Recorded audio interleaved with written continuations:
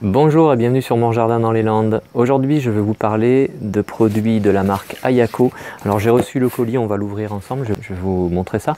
Et donc les produits de la marque Ayako, ce sont des produits qui préservent l'environnement et en même temps qui nous permettent d'aider la croissance des plantes et notamment stimuler aussi la résistance aux agressions extérieures. Et le leitmotiv de cette entreprise, c'est en fait de fabriquer et de vendre des produits respectueux de l'environnement, qui fait que toutes les plantes qui permettent de fabriquer ces produits sont cultivées en France et sont produites de façon bio. L'entreprise favorise les circuits courts. Tous les emballages utilisés, que ce soit les emballages en carton, mais aussi les contenants et les sprays qui sont proposés, sont à 100% recyclables et c'est vertueux. Donc l'idée est intéressante, c'est pour ça que je m'y arrête. Alors voilà, c'est un petit partenariat non rémunéré que nous avons établi avec Caroline, la responsable de la marque Ayako. J'ai reçu gracieusement donc ce colis. On s'est mis d'accord notamment dans un premier temps pour un type de produit, un mélange de 3 plantes différentes, on va voir ce qu'il y a dedans. Et puis je vais faire un suivi de culture. Alors j'ai rempoté récemment ce petit clémentinier.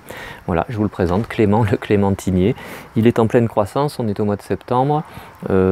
Je vais pouvoir le cultiver encore un certain temps à l'extérieur, je le mettrai à l'abri s'il fait trop froid. Et puis je vais vous proposer régulièrement un suivi de culture de ce petit plant, de notre Clément, pour que l'on puisse constater des effets des produits de la marque Ayako. Alors dans le carton, il y a, hop, j'ai une petite notice et notamment ici j'ai la gamme des produits qui existent. Je vous mets dans la description de la vidéo un lien qui ira vers le site Ayako.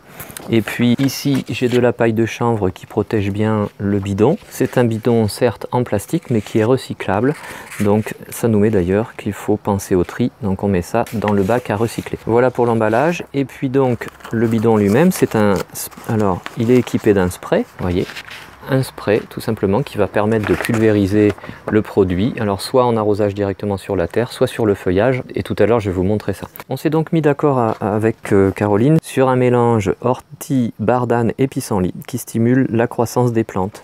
Voilà, vous allez trouver ça. Et donc l'utilisation, elle est simple, je vais vous montrer ça. Mais avant ça, je voulais en profiter pour vous parler de ce livre Plantes sauvages, comestibles et médicinales. Et il y a un petit sous-titre qui est Ma Bible idéale. C'est un livre de Sophie Lacoste et Nat Sinob aux éditions Mosaïque Santé.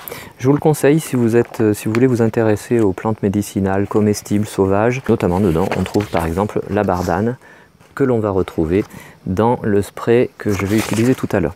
Voilà, je vous le conseille. Vous le retrouverez bien entendu demain sur Bookjardinsta. Je vous en parlerai plus précisément. Et donc l'application du produit, eh bien c'est simple. Sur le site Ayako, vous avez des fiches par rapport aux différents produits et notamment les conseils d'utilisation et les préconisations. N'hésitez pas à y aller. J'ai rempoté Clément ici. Et ce que je vais faire tout simplement, c'est que je pulvérise du produit ici sur le feuillage et je vais le pulvériser régulièrement, je pense une fois par semaine jusqu'à la fin de la saison de pousse, c'est-à-dire peut-être bien jusqu'à fin novembre, hein. Nous ici dans les Landes ça poussera encore, et d'ailleurs il a de jeunes pousses ici qui ont démarré, il est en pleine croissance encore. Un petit conseil quand on fait ça, c'est qu'il faut éviter d'exposer la plante au plein soleil, il y a des risques de brûlure parce que les gouttelettes peuvent faire effet loup.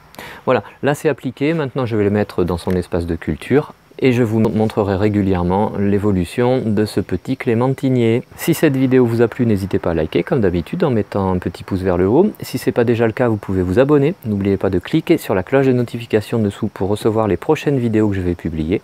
Et puis je vous remercie d'être passé me voir, ça fait toujours plaisir. Et à bientôt sur mon jardin dans les Landes. Au revoir!